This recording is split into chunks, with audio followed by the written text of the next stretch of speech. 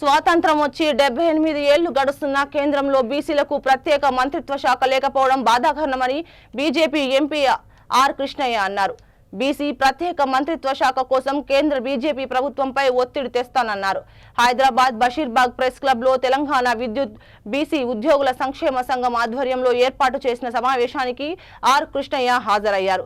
విద్యుత్ శాఖలో ఖాళీగా ఉన్న పోస్టులను తక్షణమే భర్తీ చేయాలని, నూతన పెన్షన్ స్కీమ్ కారణంగా ఉద్యోగులు తీవ్రంగా నష్టపోతున్నారని, వారికి పాత పెన్షన్ విధానాన్ని అమలు చేయాలని ఆర్ కృష్ణయ్య డిమాండ్ చేశారు.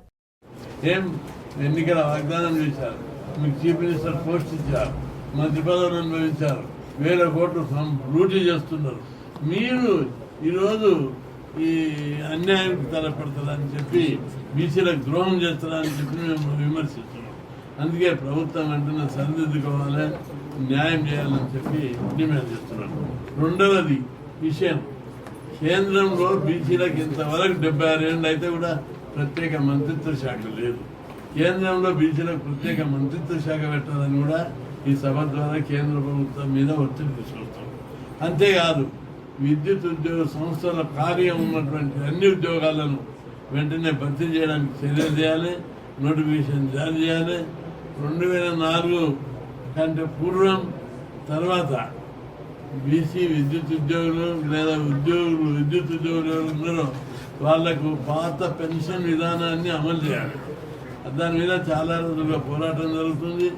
2004 పూర్వమే కాదు, తర్వాత కూడా పాత పెన్షన్ రిక్రూట్ అయిన వారికి పాత పెన్షన్ విధానమే అమలు చేయాలి. ఎమ్మెల్యేలకు పెన్షన్ ఉంటుంది, మంత్రులకు ఉంటుంది, అందరికి పెన్షన్ ఉంటుంది, ఉద్యోగులకు పెన్షన్ ఉంటుందా? వాళ్ళ జీతాల మీద ఆధారపడి వృద్ధాప్యంలో పెన్షన్ ఇవ్వకపోతే వాళ్ళని ఎవరు నడుపుతారు? ప్రభుత్వం నడుపుతుందా? వీళ్ళు అక్రమంగా సంపాదించిన ఆస్తులు నడుపుతారా?